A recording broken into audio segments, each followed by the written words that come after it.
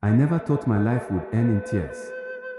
But here I am, an old man sitting on a cold concrete floor, my hands trembling as I tell this story. The sound of the prison gate clanging shut each night reminds me that I am trapped, not just by iron bars, but by my own regrets. This is the story of how anger destroyed me. How I killed the only woman I ever loved. 10 years ago, I was a man many envied.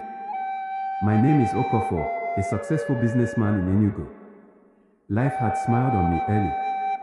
I built my first house at 30 and owned 2 thriving shops in the market. People looked up to me and called me chairman. When I met Ngozi, she was a young woman in her final year at university. Her smile was soft and shy, and her voice had a calmness that could melt any man's heart. She came from a poor family, and I felt drawn to help her. I paid her school fees, rented a house for her parents, and sponsored her 2 younger siblings through school. To me, she was not just a wife, I made her the queen of my world. I built her a boutique in town, and she ran it so well that everyone admired her. We had 3 beautiful children together, or so I thought. It all started with a simple remark from a neighbor, Chike, one evening as we shared drinks. He said it casually, laughing, "Chairman, these your children resemble Ngozi too much. Oh. You sure say one no resemble you small." It was meant as a joke. We both laughed. But that night, when I went to bed, I found myself staring at my youngest son's face. True, he looked just like his mother. So did the others. Not one of them had my nose, my eyes, or even my dark skin. I brushed it off at first. But the thought began to grow like poison in my heart. One night, while Ngozi slept peacefully beside me, I lay awake, thinking, what if she had deceived me? What if I had been raising another man's children all these years? The more I thought, the angrier I became. The next morning, I drove to a hospital quietly and asked for a DNA test. They collected samples from me and the children. I didn't tell Ngozi. 2 weeks later, I went to collect the results. The doctor looked at me strangely before handing over the envelope. My heart pounded as I tore it open. The alleged father is not the biological father of the children. I froze. My hands trembled. My mouth went dry. No, I said. This must be a mistake. I left the hospital in shock, unable to think clearly. I went to another hospital. The same result. A third one. Then a 4th. All 4 confirmed it, I was not the father. It felt like my entire world had been a lie. That night, I confronted Ngozi. She was feeding our youngest child when I entered the living room, holding the envelopes. My voice was shaking. Ngozi, who is the father of these children? She looked confused. What are you talking about? I threw the papers at her. You've been lying to me for 10 years. All this time, you've made me raise children that are not mine. She picked up the papers and read them, her hands trembling. Tears filled her eyes. Okafor, I don't understand this, she said softly. These are your children. I swear by God, they are yours. But I didn't believe her. I couldn't. The tests were from 4 different hospitals. I shouted, I cursed, I broke things in the house. My heart was burning with pain. All I could see when I looked at her was betrayal. In the days that followed, I stopped speaking to her. I locked myself in my room and refused to eat. She tried to explain, but I wouldn't listen.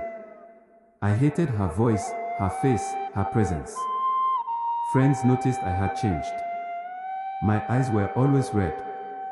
I became bitter and violent. I drank every night, trying to drown the pain, but it only grew stronger. One night, I made a decision. I told myself that she had destroyed my life, and I would destroy hers too. I took a knife from the kitchen and hid it in my room. The next evening, she came to serve me dinner. She smiled gently, the same smile that once melted my heart. Okafor, please eat something. You've not eaten in 2 days, she said. That smile pushed me over the edge. Before I could think, I stabbed her. She gasped, her eyes wide with shock. Why? She whispered as blood soaked her wrapper. Then she fell to the floor, still. The children screamed. I stood there, frozen, the knife trembling in my hand. I dropped it and fell to my knees beside her body, crying like a child. It was too late. When the police came, I didn't resist. I told them everything. I was ready to die. But a few days later, something strange happened. One of the doctors from the first hospital came to the police station. He looked troubled. Mr. Okafor, he said, there's something you should know. We reviewed your DNA results, and we suspect you might be a chimera. I stared at him. What is that? He explained, it means you have two sets of DNA.